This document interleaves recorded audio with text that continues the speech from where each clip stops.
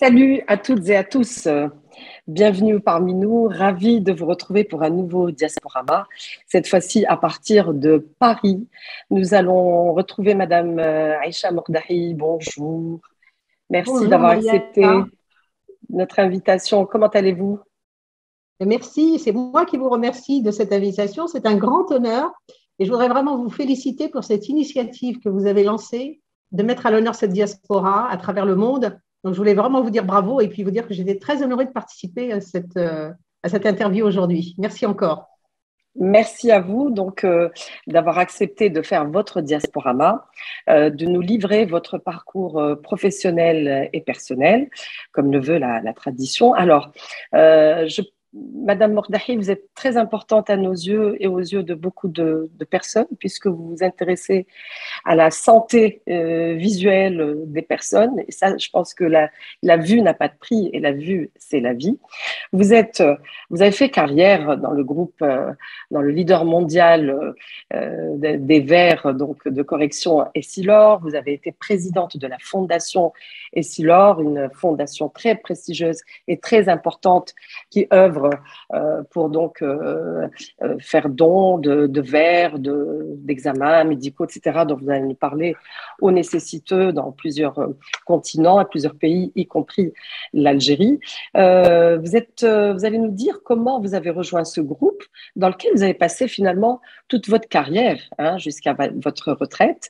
Je ne sais pas si c'est rare de nos jours de faire une carrière complète au sein d'une même entreprise ou pas, mais j'aimerais bien avoir votre retour d'expérience à vous, donc une carrière dans ce groupe, et puis surtout dans son conseil d'administration. Vous avez été la première femme franco-algérienne au sein des membres d'un conseil d'administration dans une entreprise du CAC 40 quand même, c'est pas rien.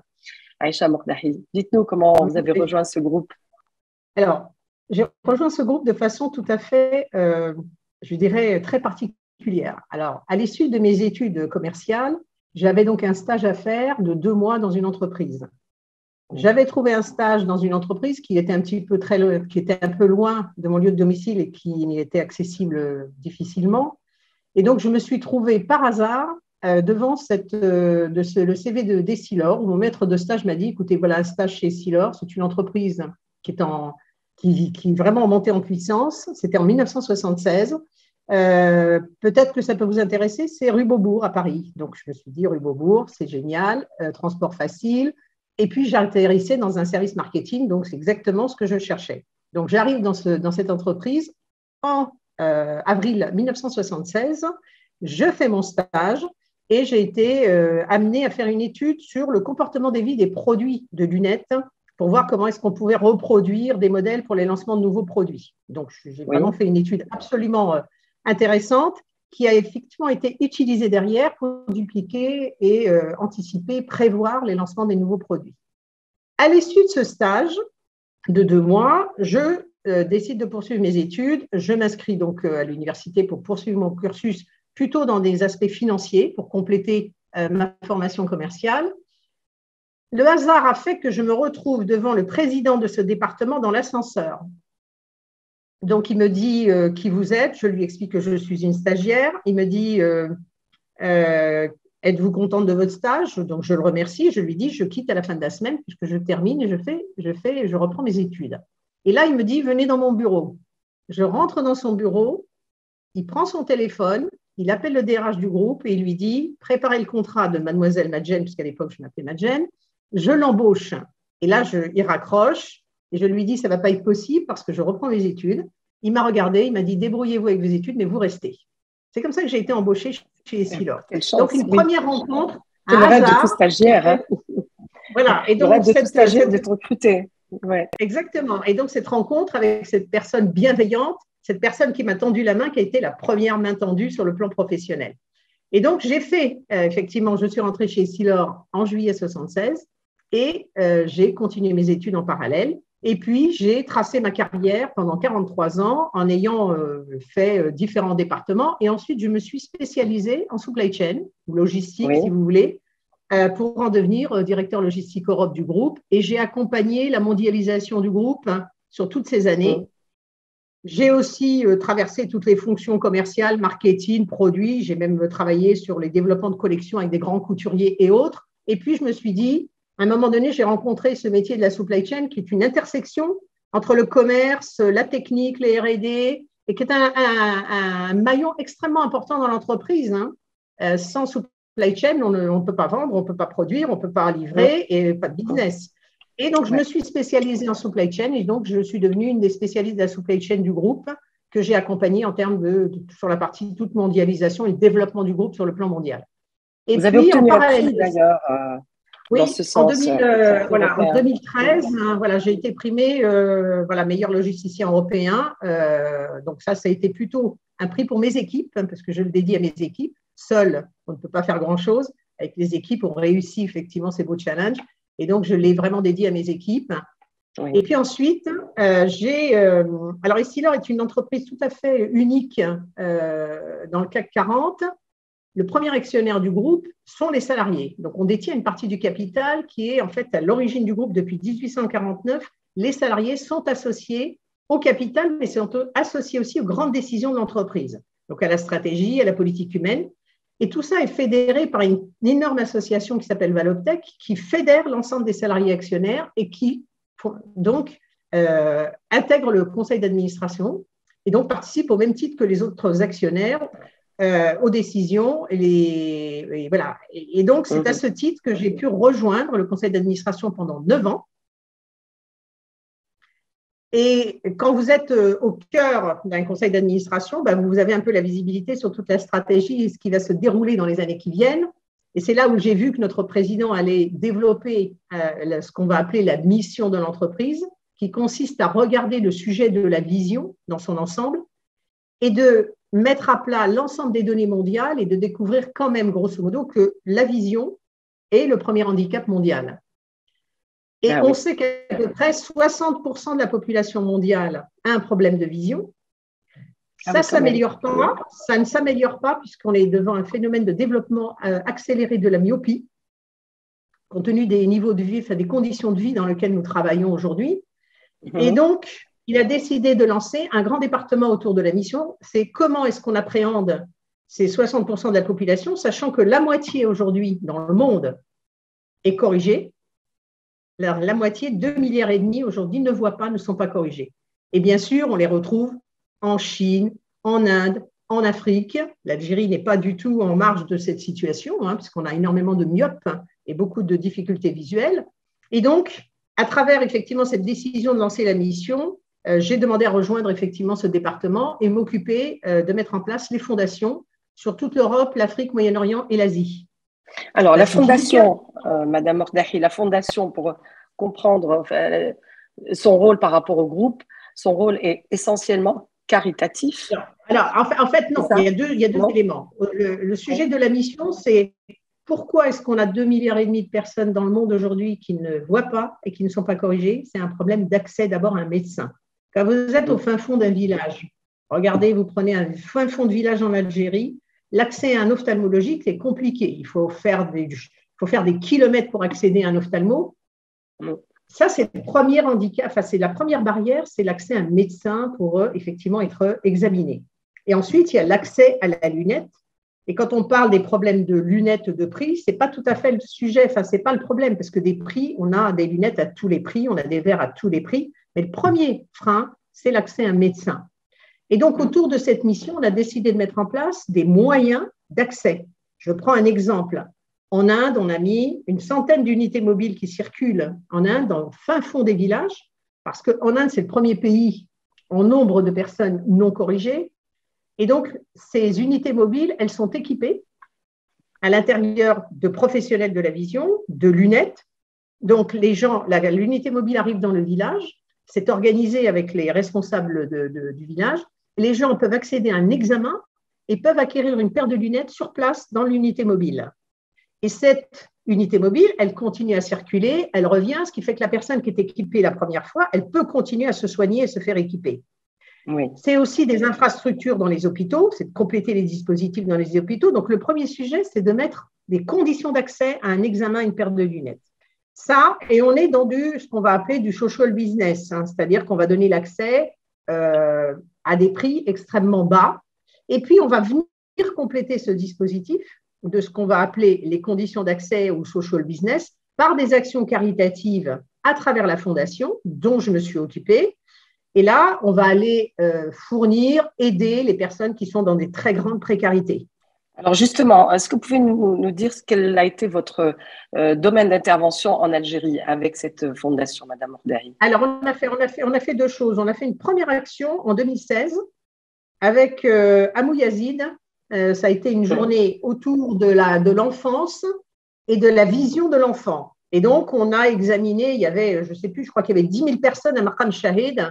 On a réussi à soigner, à équiper 500 enfants dans cette opération. Et puis, j'ai souhaité développer un programme avec la direction de la santé, le ministère de la Santé. Et donc, on a fait une collaboration avec la direction de la santé de Cheraga, avec une équipe absolument formidable et un médecin absolument formidable. Et là, on a décidé d'aller dans cette région parce que notre unité de production est à Ain Beniane. Oui. Et mon objectif, c'était que tous les enfants des écoles autour de notre usine soient examinés, soient équipés si nécessaire pour pouvoir leur permettre de réussir leur scolarité. Oui. On a à peu près 30% des enfants qui ont des problèmes de vision et on sait qu'un des éléments d'échec scolaire peut être lié à la vision. Et donc, notre ambition, c'était de soigner ces 60 000 enfants avec la direction de la santé de Cheraga et d'équiper, d'offrir des lunettes gratuites à ces enfants pour qu'ils puissent réussir leur scolarité. On a déjà fait une première tranche de 10 000, qui étaient les premières sections. Et donc, j'espère qu'on va pouvoir continuer à déployer ce programme. Je viens juste de terminer avec les équipes à Alger pour voir comment est-ce qu'on relance ce programme à partir du mois de juin. Voilà, donc l'Algérie me tient à cœur et il faut qu'on puisse effectivement continuer ce programme à destination des enfants. Il y a aussi une réflexion autour des enfants trisomiques, parce que plus de la moitié des enfants trisomiques ont des problèmes de vision et de myopie. On a aussi des populations en Algérie qui ont vraiment des problèmes, c'est les albinos. On a quand même quelques albinos dans certaines contrées en Algérie. Et aujourd'hui, les albinos ont un vrai problème par rapport à la lumière, et extrêmement dangereuse pour leur cornée. Et plus de 50% des albinos ont des problèmes de vision. Donc, j'ai fait un grand programme en Tanzanie pour les albinos et je me suis rendu compte à quel point ces gens souffraient de ce problème de lumière, de ce problème de vision. Et quand je vais en Kabylie, dans ma région, je me rends compte à quel point il y a quelques albinos, en Algérie sur lesquels on devrait agir aussi. Voilà dans les grandes lignes un peu ce qu'est la mission, comment je contribue. Donc, évidemment, j'ai mis des programmes partout dans le monde, en Chine, en Inde, mais l'Algérie fait partie de, ça vibre en moi. Et j'espère pouvoir continuer, même en étant sortie des Silors en tant que retraitée, je continue à surveiller le sujet. Alors, ce qui nous intéresse justement chez vous, Madame Ordahi, c'est cette générosité d'abord, c'est ce leadership que vous avez en vous. On ne peut pas monter des projets comme ça partout de cette envergure s'il n'y a pas un certain caractère, une volonté et un leadership pour drainer autour de soi et avec soi des équipes, des fonds, des partenariats, etc. Ce qui nous intéresse aussi chez vous, c'est que vous êtes franco-algérienne et vous ne lésez aucune des deux parties. Et pour la partie algérienne qui nous intéresse surtout, on va dire, vous avez contribué énormément à travers l'association Atlas, que vous avez présidée pendant plusieurs années. Donc, Atlas, qui veut dire Algerian Talents and Leaders Association. Donc, en gros, c'est l'association des jeunes Algériens sortis des grandes écoles de France. Donc, c'est une association que vous allez nous présenter, que vous avez dirigée pendant plusieurs années. Vous avez passé la main, mais vous y êtes encore. Alors, j'aimerais connaître un petit peu les objectifs de cette association et surtout les acquis que vous avez pu procurer, comme peut-être bourse, comme opportunité aux Algériens membres de cette association Atlas. Alors, nous l'avons créée il y a 10 ans. En fait, c'est parti d'un constat de 4 jeunes qui avaient fait des parcours d'excellence dans des grandes écoles de commerce, qui avaient fait le constat que les Algériens étaient les moins représentés dans les grandes écoles. Ça, c'était le premier constat. Le deuxième constat, c'est qu'on sait qu'il existe cette diaspora d'excellence, mais aujourd'hui, elle n'est pas rassemblée, elle n'est pas visible, elle n'est pas fédérée. Et donc, c'était de dire, déjà, et surtout, c'est qu'on manque de réseau. Mm. Donc ça a été le constat auquel ces jeunes sont arrivés en se disant, qu'est-ce qu'on peut faire?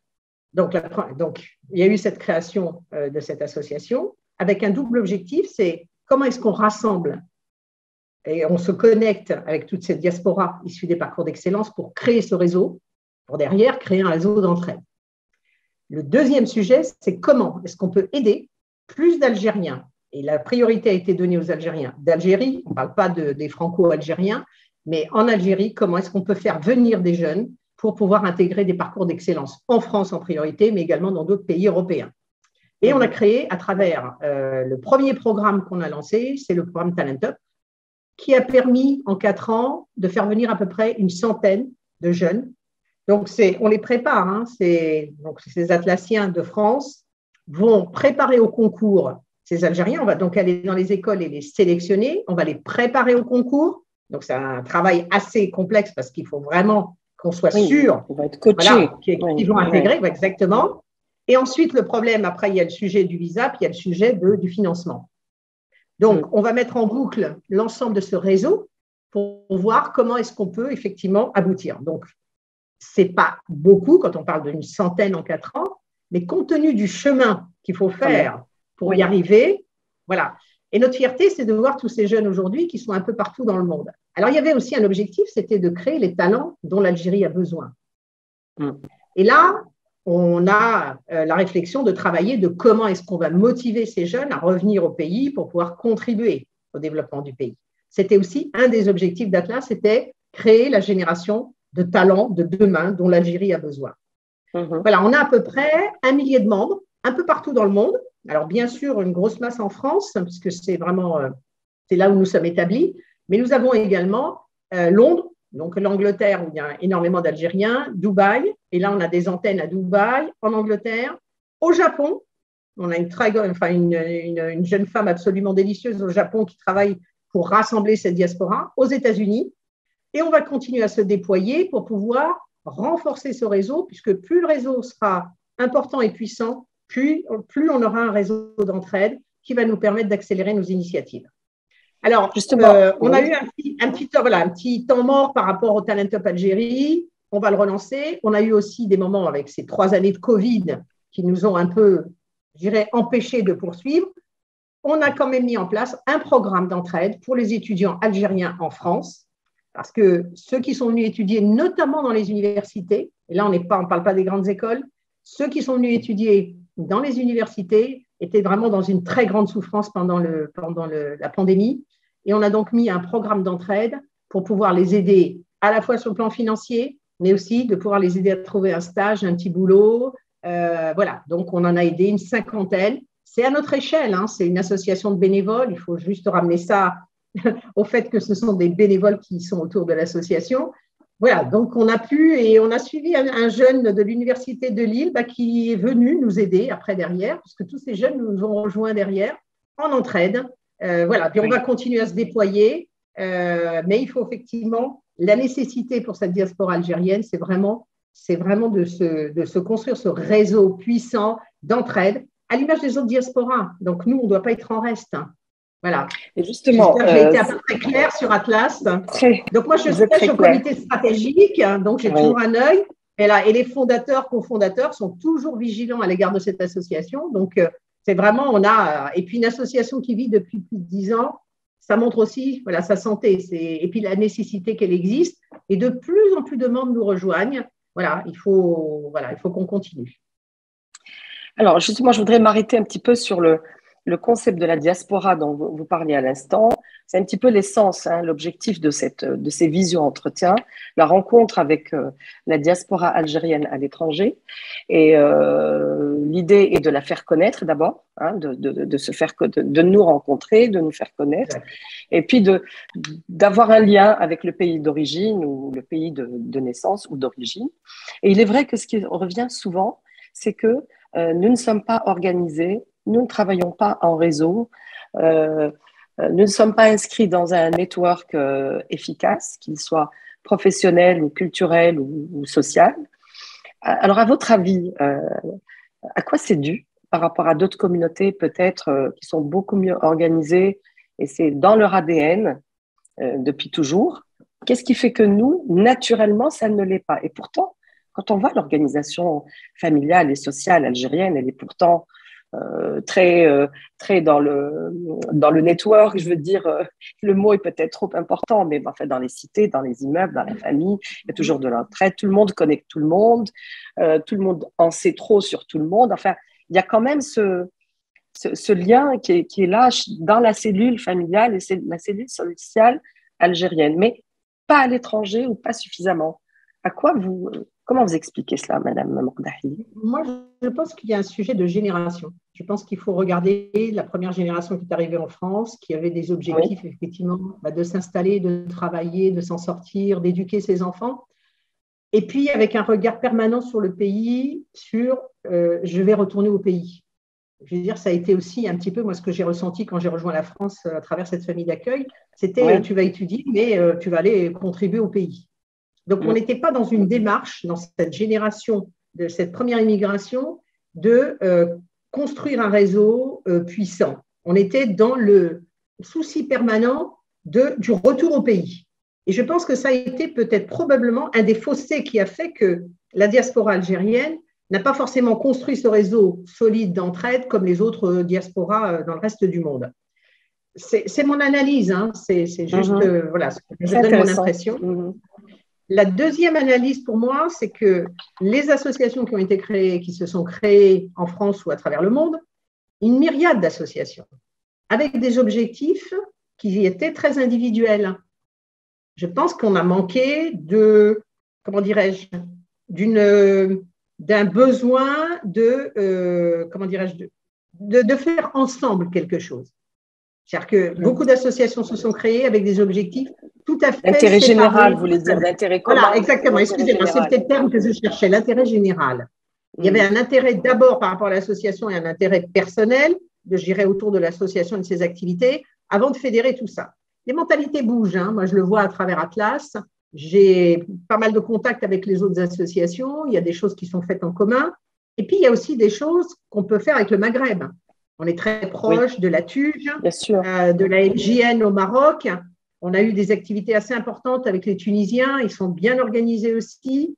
Après, l'autre dimension, c'est qu'il faut qu'on ait la volonté que cette diaspora soit bien organisée, qu'elle soit mise en valeur, comme vous le faites vous à travers votre initiative. Il faut que les pouvoirs publics algériens, voilà, mettent vraiment le paquet sur cette diaspora, que ça ne reste pas qu'au niveau des discours. Il faut qu'il y ait une vraie volonté, puis il faut qu'il y ait des moyens. Parce que si on veut que cette diaspora contribue, qu'elle contribue davantage, qu'elle retourne au pays, il faut les conditions. Et oui, je pense que là, il y a effectivement des choses qui bougent, mais peut-être pas à la vitesse qu'il faut. Moi, je suis assez… voilà. Il faut effectivement qu'il y ait une volonté pour pouvoir effectivement faire contribuer cette diaspora, mais de façon concrète, de façon beaucoup plus organisée. Je sais, parce que je suis invitée à plusieurs initiatives, ça bouge dans ce sens, mais il ne faut pas qu'on lâche, il faut qu'on accélère. Mais je pense vraiment qu'il y a une prise de conscience aujourd'hui et il faut juste ne pas… Voilà, il faut la cultiver. Oui. Alors, j'aimerais… Je ne sais pas si mon analyse, voilà, si vous la partagez, mais… Alors, je ne peux pas la partager ou pas, c'est votre analyse. En fait, votre analyse part d'un vécu. Mais nous n'avons pas le même vécu, donc je ne peux pas dire si cette analyse est bonne ou pas, mais ce que je peux dire, c'est que j'ai entendu cette réponse de la part de plusieurs personnes issues de l'immigration. Et par recoupement, je pense que ça doit être ça. Ça doit être ça par recoupement et que les générations actuelles et à venir vont s'organiser et sont en train de s'organiser autrement que la première génération qui s'inscrivait pas dans la durée mais dans le retour. Exact. Alors justement, il est intéressant de connaître de quelle façon vous avez rejoint la France, Aïcha Mordahi, puisque vous êtes née en Algérie, n'est-ce pas? Et que vous êtes partie toute petite. Et moi, ce qui m'a marqué dans mes lectures en préparant cet entretien, c'est que vous avez dit, si j'étais restée en Algérie, je serais mariée à 13 ans avec 5 enfants aujourd'hui. Vous auriez été vraiment mariée, vous auriez vraiment été mariée à 13 ans si vous étiez restée en Algérie, Aïcha? En fait, j'ai regardé le modèle de ce qui est le reste de ma famille. Donc, je suis issue d'une famille très traditionnelle de petite Kabylie. Ma famille, mon père, mes 3 frères et ma mère étaient engagés pour la guerre, pendant la guerre pour l'indépendance de l'Algérie. Donc, j'y ai perdu mon père en 58. Donc, je ne sais même pas à quoi ressemble mon père. J'ai une photo très vague de lui. C'est un de mes plus grands regrets, c'est de ne pas voir le visage de mon père. J'ai perdu 3 de mes frères. Le 4e, il a chopé une maladie pendant la guerre, il est devenu aveugle. Et puis le dernier, il a pris une balle dans le bras. Donc, on a une famille qui a été, je dirais, voilà, à la fois, on a été vraiment encouragé, enfin, je veux dire, on a participé à l'indépendance de ce pays, ma mère y compris. Et on y a laissé, le reste de ma famille est parti dans cette guerre. Et ma mère s'est retrouvée en 1962, parce que mes 3 frères qui sont décédés étaient mariés, pères de famille. Et donc, elle s'est retrouvée, et on était agriculteurs dans la région de Bougara, et elle s'est retrouvée à la tête de tous ses enfants qui étaient encore vivants, de toutes ses belles-filles, de ses petits-enfants, et à la tête de, je ne sais plus, une vingtaine d'hectares. Donc, il fallait qu'elle gère tout ça. Et un de ses frères qui vivait en France lui a dit, écoute, envoie-moi un de tes enfants, je vais te soulager. Donc, ma sœur, qui devait venir, était l'heureuse élue. Je crois qu'elle a eu des soucis avec ses papiers ou son passeport. Et ma mère m'a dit, écoute, tu la remplaces, tu prends le bateau et tu pars. Donc, je suis partie avec une de mes belles-sœurs qui a rejoint ses parents, donc, dont mon frère est décédé. Elle a rejoint ses parents, elle a pris ses 2 enfants. Elle est revenue vivre à Saint-Étienne avec ses parents. Et moi, j'ai pris le bateau, ville d'Alger, en septembre 62, avec tous les pieds noirs qui quittaient l'Algérie et qui pleuraient sur ce bateau. Et je les voyais pleurer. J'avais 7 ans et demi. Vous avez souvenir Ah de oui, ce complètement. jour? J'ai vraiment toutes ces images. J'ai aussi des images de la guerre d'Algérie, puisque en 62, j'avais 7 ans. Et donc, j'ai des images tout à fait claires sur un certain nombre de mouvements, de l'arrivée de l'armée française, des hélicoptères. Enfin, j'ai vraiment ces images, et j'ai surtout gardé cette image de ces pieds noirs qui pleuraient sur le bateau, alors que moi, ma mère m'avait dit, tu pars dans un pays, tu vas voir, c'est super. Et moi, je me demandais pourquoi tous ces gens pleuraient, alors que moi, je partais vers une très belle aventure. Donc, je suis arrivée à Marseille. J'ai cheminé jusqu'à Saint-Étienne, chez ma belle-sœur, chez ses parents. Et puis, un dimanche matin, on me dit, ton oncle est arrivé. Donc, mon oncle d'Amérique, que je ne connaissais pas, arrive à 6 heures du matin. Je me lance vers lui.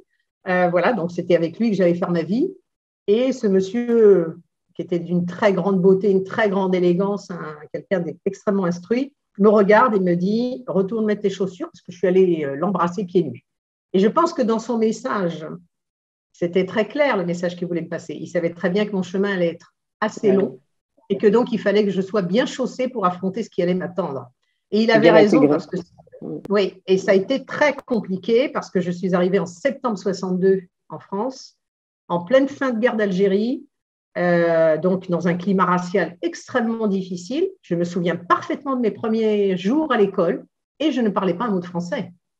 Et donc j'ai intégré… Comment ça s'est passé alors? Comment vous avez fait? Alors, j'ai intégré un cours préparatoire à 7 ans et demi avec une institutrice dont le fils était encore en Algérie, militaire, et qui m'a donc laissé pendant quasiment 1 an végéter au fond de la salle avec des boules de pâte à modeler.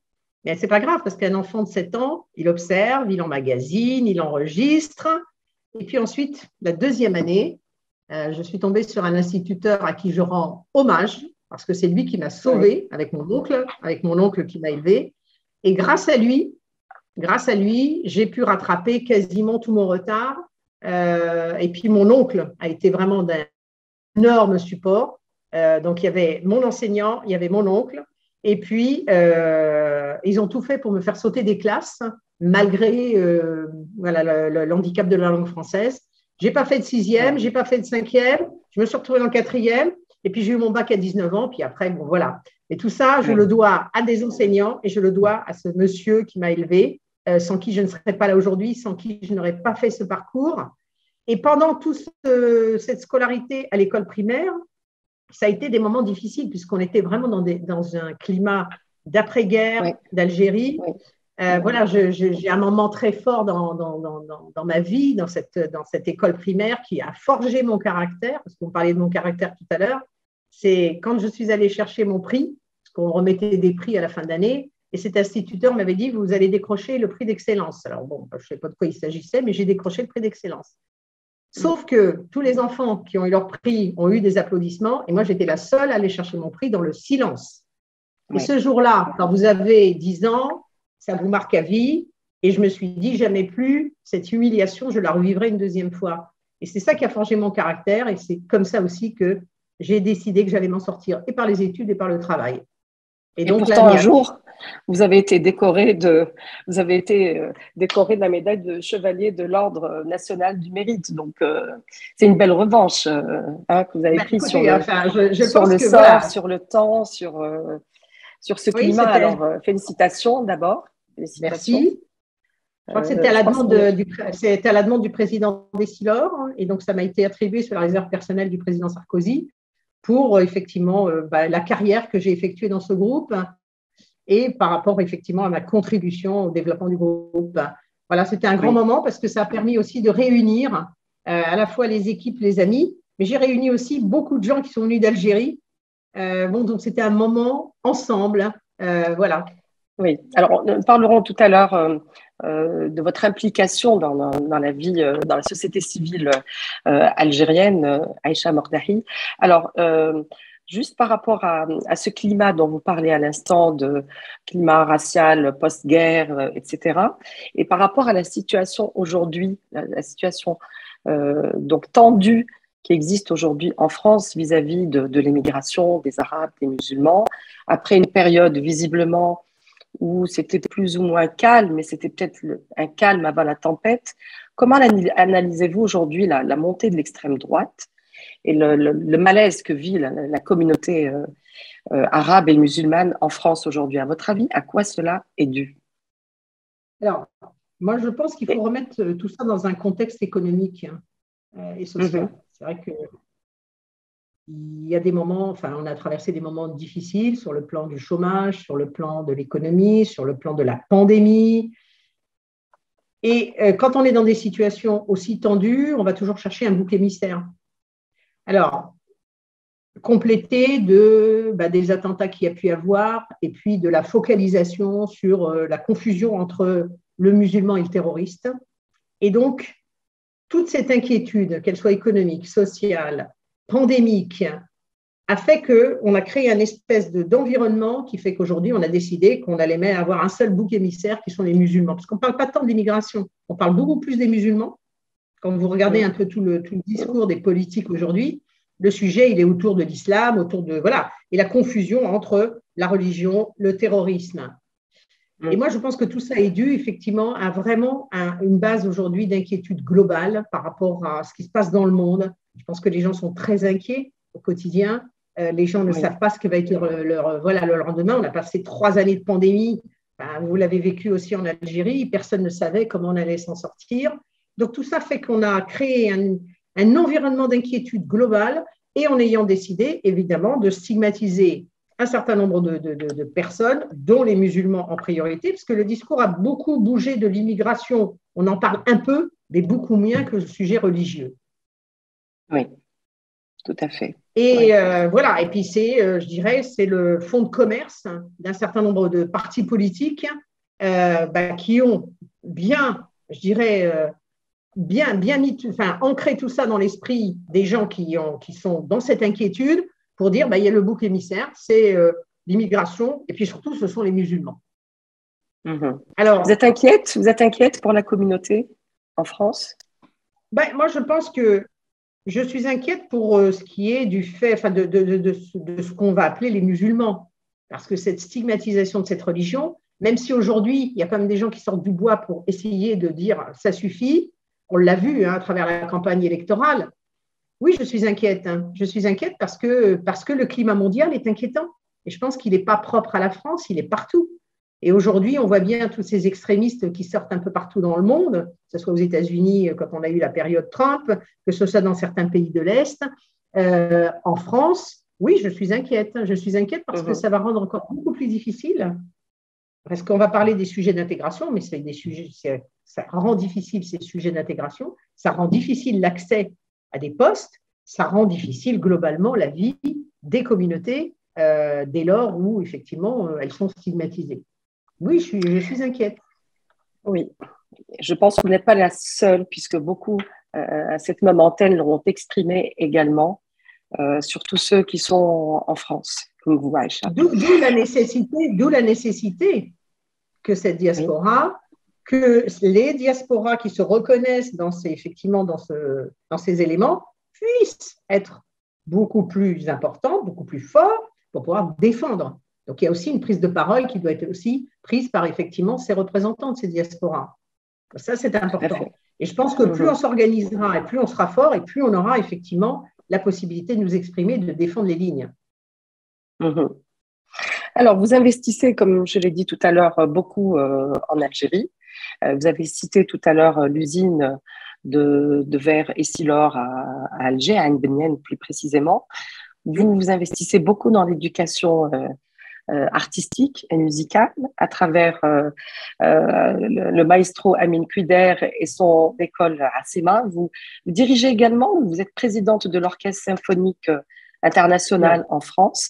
Alors, c'est quoi ce lien que vous avez avec la musique classique, Aïcha? Vous en faites? Vous en jouez de la musique classique? Non, alors je ne joue pas d'instrument, mais j'adore la musique classique, donc je suis vraiment une fan de musique classique. En fait, j'avais rencontré Amin Kuider il y a 25 ans. Alors, là aussi, mon souci, c'était donc je devais organiser une journée autour de la journée de la femme algérienne dans ma ville. Et je m'étais dit, il faut qu'on puisse faire un moment musical, mais de très haut niveau. Et j'avais repéré ce maestro, ce chef d'orchestre, à travers ses concerts à l'UNESCO. Et là, je me suis dit, il faut que je le fasse venir à cet événement parce que je voulais vraiment mettre la barre très haut avec quelqu'un de très haut niveau. Donc, je suis allée à un de ses concerts à l'UNESCO et puis, à la fin de son concert, j'ai foncé dans sa loge et je lui ai dit, écoutez, j'ai un événement organisé, j'aimerais que vous soyez partant avec nous pour nous organiser un concert de haute volée. Et puis, on ne s'est pas quitté depuis 25 ans et on a eu donc l'idée ensemble de créer l'Orchestre Philharmonique International qui regroupe plus d'une vingtaine de nationalités avec un objectif, c'est de mettre les différentes nationalités, les différentes cultures ensemble et de créer un environnement culturel international et de pouvoir se produire à travers le monde. Donc, cet Orchestre Philharmonique International, j'en suis la présidente. Amin Kuider, notre maestro, est le directeur artistique. On a une gouvernance avec un conseil d'administration et on se produit à travers le monde. On s'est produit en Algérie plus d'une fois. Et vous savez que notre maestro a été le directeur artistique de l'Opéra d'Alger jusqu'à 2020. Et là, on est en train d'accélérer avec l'Orchestre Philharmonique International. Et en parallèle de ça, on est toujours dans le souci, Amin et moi, de faire quelque chose de très bon, de bon pour le pays, pour l'Algérie. Et on a donc créé l'Académie de musique et de danse à Sema, à Alger, qui est au centre Hammal, à côté du Sofitel. Et donc, l'objectif étant de former, sur le plan musical et sur le plan de la danse, voilà, des jeunes ou des adultes. Et on a donc démarré il y a exactement 1 an. Et donc, on a à peu près une 50aine d'élèves par mois. Et vraiment, l'objectif, c'est de mettre un très bon niveau sur le plan de l'éducation musicale, pour le bénéfice de notre pays. C'est ça notre objectif. Oui. Voilà. Alors, et donc, je rentre d'Arabie Saoudite. Là, on vient de faire 2 grands concerts et on a mixé, on est parti avec 30 musiciens de vraiment une vingtaine de nationalités et on a constitué un orchestre, une chorale avec les Saoudiens et on a fait un méga concert à Riyad et à Jeddah dans le cadre de la Journée d'Europe. Et donc, Amin a fait un truc absolument formidable, c'est qu'il a réussi à la fin de ses concerts de faire chanter l'Ode à la joie de Beethoven par les Saoudiens et puis notre orchestre, en langue arabe et en langue française et en allemand. Waouh! On aurait aimé être là. Ceux qui sont intéressés, on va continuer parce qu'on a pas mal de programmes en préparation et l'Algérie fait partie de nos priorités, bien sûr. Et justement, à l'occasion du 60e anniversaire de l'indépendance, vous marrainez une grande opération qui va démarrer en juillet, puisque les 2 villes, Alfortville est jumelée avec la ville de El Biar. Depuis 10 ans. Voilà. Alors, parlez-nous un peu du programme, justement, de ces festivités que vous marrainez, Aïcha Mordaï. Alors, j'habite cette ville, d'Alfortville, et on a une très forte communauté algérienne, bien ancrée dans la ville. Et donc, j'ai eu une longue discussion avec la direction des affaires culturelles et le maire de la ville, qui est vraiment très ouvert à tout ce qui est la dimension multiculturelle. Et je lui ai dit, on ne peut pas rater cet événement du 60e anniversaire. Et donc, il m'a dit, je vous donne carte blanche. Donc, j'ai défini un programme autour de toute une articulation littéraire. Donc, on a mis en place auprès de tous les collèges et lycées l'étude de l'œuvre de Yasmina Khadra, Ce que le jour doit à la nuit.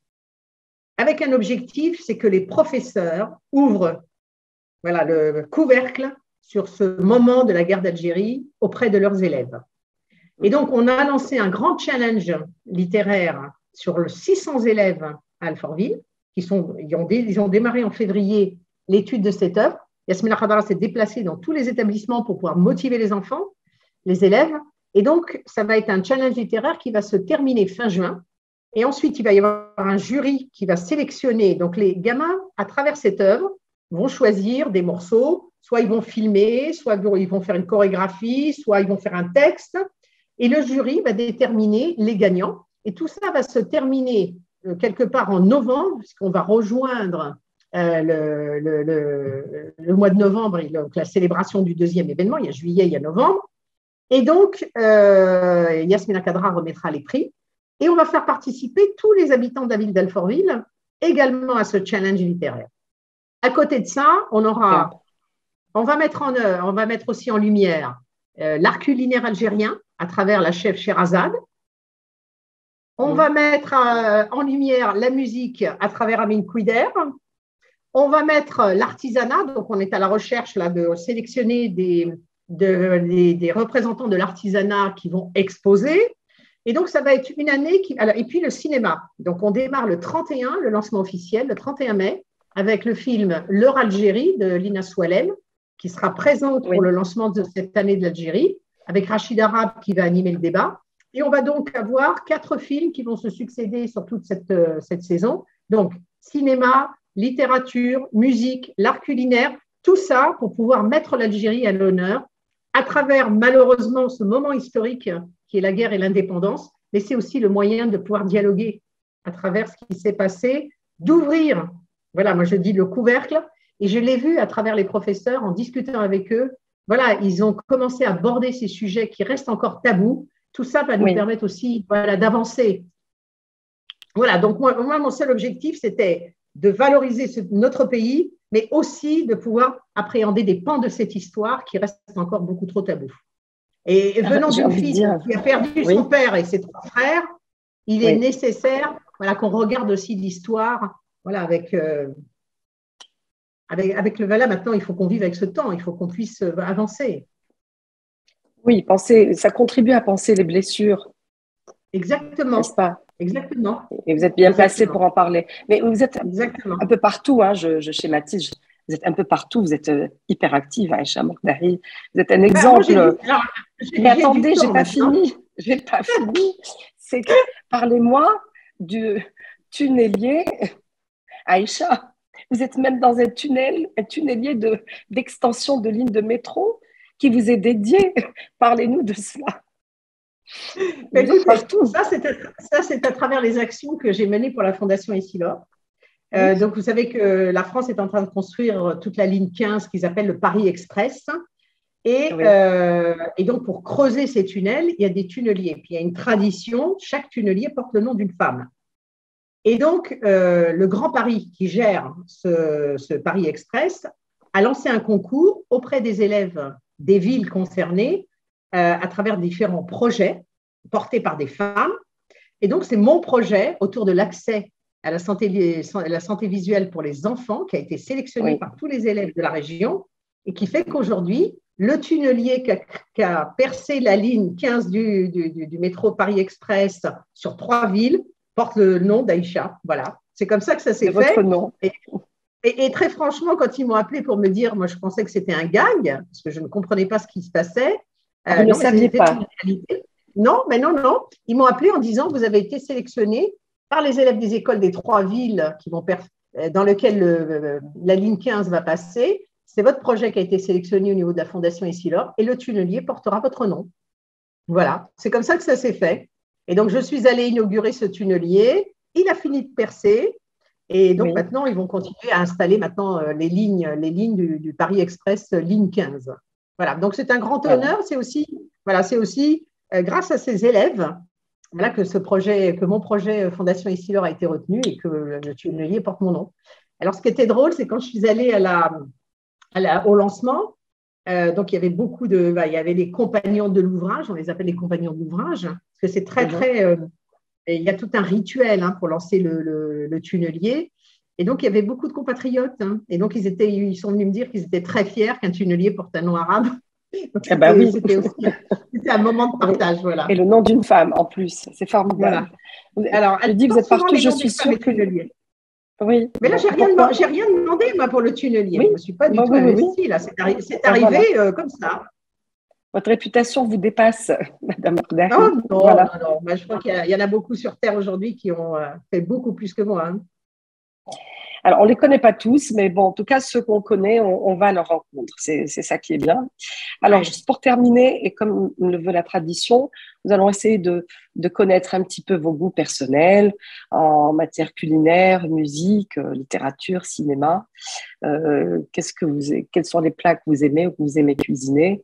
Qu'est-ce que vous aimez écouter comme musique, lecture et cinéma? Alors, j'ai eu le privilège d'avoir été élevée par la femme de mon oncle, qui était une très grande cuisinière, qui a réussi à perpétuer les plats traditionnels algériens et qui m'a transmis ce patrimoine. Donc, une des passions que j'ai, c'est que j'adore cuisiner. Et j'adore cuisiner beaucoup la cuisine orientale et la cuisine algérienne. Donc, je peux aller par exemple, citez-nous des exemples de plats que vous aimez bien cuisiner. Moi, j'adore cuisiner, par exemple, ce qu'on va appeler tekourbabil. Alors, c'est un plat typiquement de Kabylie, qui est à base de boulettes de viande, de semoule. Ça, c'est un plat qu'elle m'a transmis et que je tiens absolument à garder, que j'ai transmis à ma fille, qui est née en France, et c'est un des plats préférés de la famille. Donc, je peux vous citer le tafchta. J'adore aussi ce plat. Voilà. Et donc, alors bon, c'est très calorique, donc on va faire très attention à ne pas le programmer toutes les semaines. Mais moi, j'ai une énorme passion vraiment pour aller acheter mes fruits, mes légumes, ma viande et cuisiner. Parce que je passe des heures dans la cuisine quand j'ai du temps. Et je prends le temps parce que c'est aussi un moment de partage avec des amis, avec la famille. Donc ça, c'est vraiment, voilà. Et puis, c'est un sujet pour moi, je reviens toujours au sujet de la transmission du patrimoine. Donc, ma fille aujourd'hui, elle est capable de cuisiner un certain nombre de plats pour pouvoir probablement transmettre ça à ses enfants dans une étape ultérieure. Donc ça c'est vraiment voilà. Donc c'est plutôt tekourbabil, voilà.